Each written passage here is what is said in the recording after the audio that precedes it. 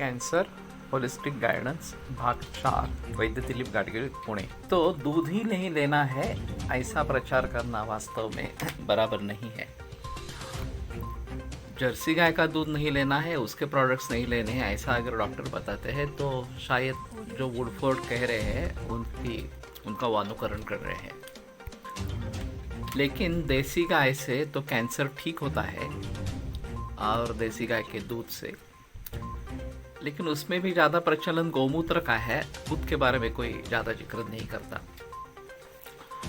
और हम केवल दूध के ऊपर रहने के लिए कहते हैं, सिर्फ दूध ही सेवन करना ऐसा बताते हैं। तो इसमें काफ़ी अंतर इस प्रकार का है। ठीक है, फिर से एक बार वो संकर जो किया जा रहा है इस प्रकार से गायों में, उसके बारे में सोचना जरूरी होगा। और इस प्रकार का संकर करने से काफ़ी चीज़ें बदल जाती है। और ये जो अभी संकरित गाय है वो तो उसका दूध तो नहीं लेना है, लेकिन देसी गाय का दूध ले सकते हैं। उसमें देसी गायों में इस प्रकार का संकर करे या न करे, इसके बारे में थोड़ा सोचना पड़ेगा। दूसरी समस्या उसमें यह है कि दूध अगर बहुत ही कम है तो किसान घाटे में चला जाता है। उसको मुनाफा मिलने की कोई आशंका ये नहीं रहती। मुनाफा की तो बात छोड़ो, किंतु जो खर्चा है गाय के लिए किया जाने वाला, वो भी उसमें से वसूल नहीं होता है।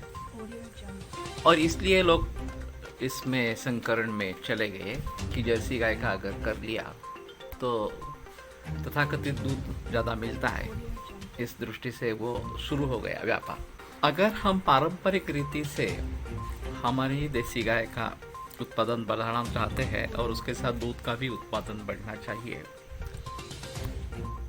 तो इसका मूल कारण क्या है ये ढूंढना जरूरी है। जैसे ही ये दूध बिकने लगा, खास करके शहरों में बिकने लगा और ये दूध का पैकिंग अवेलेबल हो गया।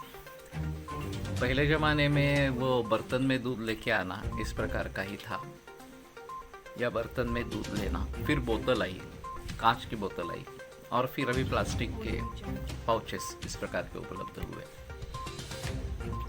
तो इनके जरिए ट्रांसपोर्टेशन सुलभ हो गया और फिर लोगों ने बछड़ों को पूरा दूध उनको जितना चाहिए उतना दूध पिलाने के बजाय उनका दूध कम कर दिया और दूध बेचना शुरू कर दिया।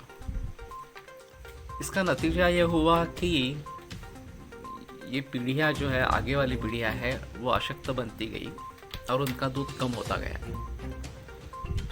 और फिर दूध कम होता है, अभी वो मुनासिब नहीं है कि उनके द्वारे दूध या घी से हम कुछ गुजारा करें, तो ये संकर करना आरंभ हो गया। तो अगर हम हमारी ही गाय को, देसी गाय को, उसके बछड़े को जितना दूध चाहिए, जितना उसके लिए क्या आवश्यक है, उतना देना आरंभ करेंगे तो हमें 3-4 पीढ़ियों तक रुकना पड़ेगा। बाद में ये दूध बढ़ेगा, अगली वाली पीढ़ी में ये दूध बढ़ेगा और फिर यही गाय हमारे लिए भी फायदेमंद हो सकती है, लेकिन इसमें काफ़ी समय लगेगा। तो लोग झटपट कुछ होना चाहते हैं, इसलिए अभी गीर गाय का इस प्रकार का प्रयोग करना जो दूध ज़्यादा देती है, और अभी प्रचलन उसका पूरे देश भर में चल रहा है, ऐसा है। तो वास्तविकता ये रहेगी कि हमें देसी गाय के दूध के उत्पादन को बढ़ाना है और उसी का इस्तेमाल करना है। अगर ये उपलब्ध नहीं है तो दूसरा ऑप्शन, दूसरा विकल्प भैंस है, उसका दूध A2 मिल्क में गिरता है, तो उसके बारे में सोचेंगे।